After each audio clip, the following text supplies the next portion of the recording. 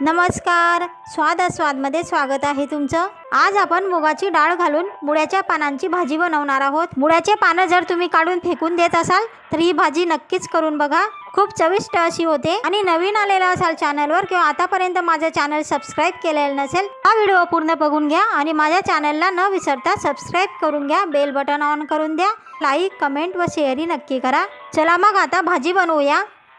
आज आपल्याला मूग डाळ घालून मुळ्याच्या पानांची भाजी बनवायची आहे।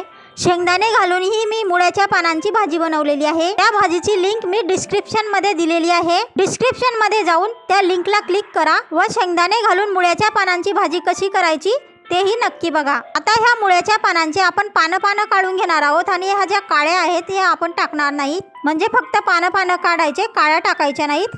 मुळ्याचे पानं काढून आपण ती भाजी अगोदर धुवून घेतलेली आहे, नंतर चिरून घेतलेली आहे। आता ह्या मुळ्याच्या पानांना आपण शिजवून घेणार आहोत। आपल्याला कोरडी भाजी म्हणजे सुकी भाजी करायची आहे, त्यामुळे ह्या मुळ्याच्या पानांमध्ये पाणी सहसा घालू नका। मुळ्याचे पानं व मूग डाळ ही वेगळी शिजवायची। मूग डाळ व मुळ्याच्या पानांची भाजी जर एकत्र टाकली तर डाळ ही शिजत नाही, त्यामुळे आपल्याला डाळ ही वेगळी शिजवायची आहे आणि मुळ्याचे पानं हे वेगळे शिजवायचे आहेत। ही डाळ धुवून वेगळी शिजवून घेऊ। मुळ्याच्या पानांची भाजी ही शिजून तयार आहे आणि मूग डाळ ही शिजून तयार आहे। आता भाजीच्या फोडणीसाठी इतर मसाले बघूया। हा एक टमाटा चिरून घेतलेला आहे, एक कांदा चिरून घेतलेला आहे, 10-15 लसूण पाकळ्या चिरून घेतलेल्या आहेत, अर्धा टेबलस्पून मोहरी घ्या, जिरे 2 टेबलस्पून घ्या, तुमच्या टेस्टनुसार लाल मिरची घ्या, धने पावडर 2 टेबलस्पून घ्या, गरम मसाला पावडर 1 टेबलस्पून घ्या, चवीनुसार हळद मीठ लागेल आणि तेल लागेल फोडणीसाठी। चला मग आपण आता भाजीला फोडणी देऊन घेऊया।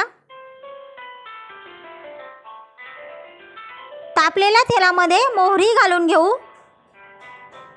जिरे घालून घेऊ। जिरे मोहरी छान तळतळल्यानंतर कांदा लसूण घालून घेऊ, चिरलेला टमाटा घालून घेऊ। सर्व साहित्यांना व्यवस्थित फोडणी बसण्यासाठी व व्यवस्थित शिजण्यासाठी आपण हळद मीठही घालून घेऊ। आता मस्त अशी फोडणी बसू देणार आहोत आपण। सर्व साहित्य शिजण्यासाठी आपण झाकण ठेवून घेतलेलं होतं। आता बघा, सर्व साहित्य व्यवस्थित फोडणी बसून शिजलेलं आहे।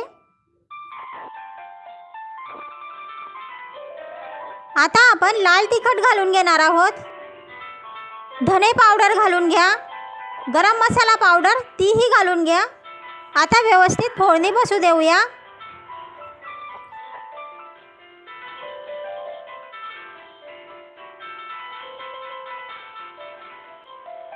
ह्या सर्व मसाल्यांना आता फोडणी बसल्यानंतर आपण मुळ्याच्या पानांची भाजी जी शिजवून ठेवलेली होती ती घालून घेणार आहोत। शिजवून ठेवलेली मूग डाळी घालून घ्या।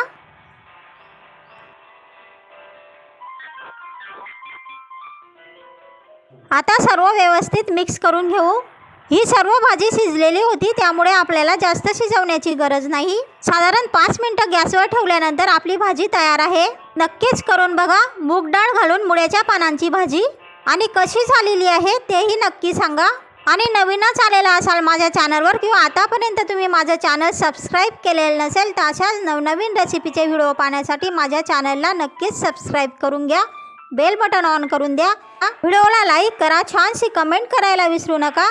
आणि हा व्हिडिओ तुम्हाला इतरांना शेअर करायचा असेल म्हणजे तुमचे मित्र मैत्रिणी नातेवाईक ओळखीच्यांना किंवा कोणत्याही सोशल साईटवर शेअर करा असं वाटलं तर नक्कीच शेअरही करा। भेटूया आता पुढच्या रेसिपीमध्ये। तोपर्यंत स्वतःचीही काळजी घ्या, स्वतःच्या कुटुंबियांचीही काळजी घ्या। पुढच्या रेसिपीपर्यंत नमस्कार।